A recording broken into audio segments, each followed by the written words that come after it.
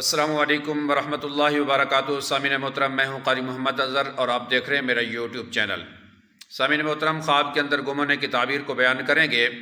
گم ہونے کے مختلف طریقے ہو سکتے ہیں۔ آپ شہر کے اندر گم ہوئے ہیں یا صحرا کے اندر گم ہوئے ہیں، راستے کے اوپر چلتے ہوئے گم ہونا، اندھیرے کے اندر گم ہونا یا اپنے گھر کے اندر گم ہونا، اس کی مختلف تعبیریں ہیں۔ اگر یہ مکمل آپ جاننا چاہتے ہیں تو اس ویڈیو کو اینڈ تک ضرور دیکھیے گا۔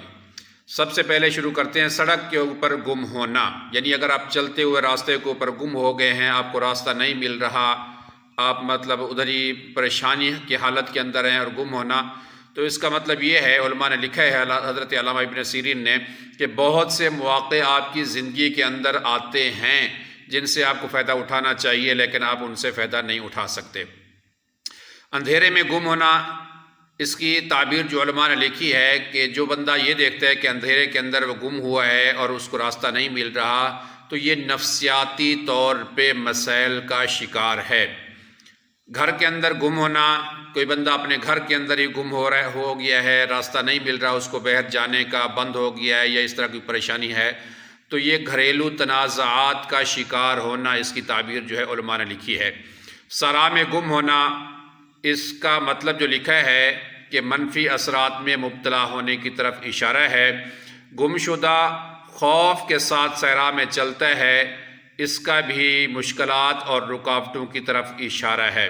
صحرا میں اگر آپ گم ہوئے ہیں اور چلتے ہوئے آپ کو پیاس لگ رہی ہے، نہ آپ کو پانی مل رہا ہے اور پریشانی کی حالت کے اندر ہیں، تو یہ جو ہے علماء نے اس کی تفسیر لکھی ہے کہ یہ آدمی جو ہے بیماریوں کی طرف اس کا اشارہ ہے، اس کو چاہیے کہ توبہ استغفار کرے اور اپنا کسی اچھے معالج سے علاج کرائے۔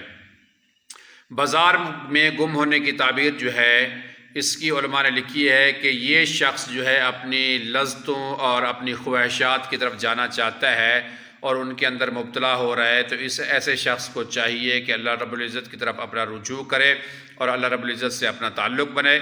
اگر یہ میری ویڈیو اچھی لگے، مجھے ضرور سپورٹ کریں۔ ملتے ہیں اگلی ویڈیو کے ساتھ۔ السلام علیکم ورحمۃ اللہ وبرکاتہ۔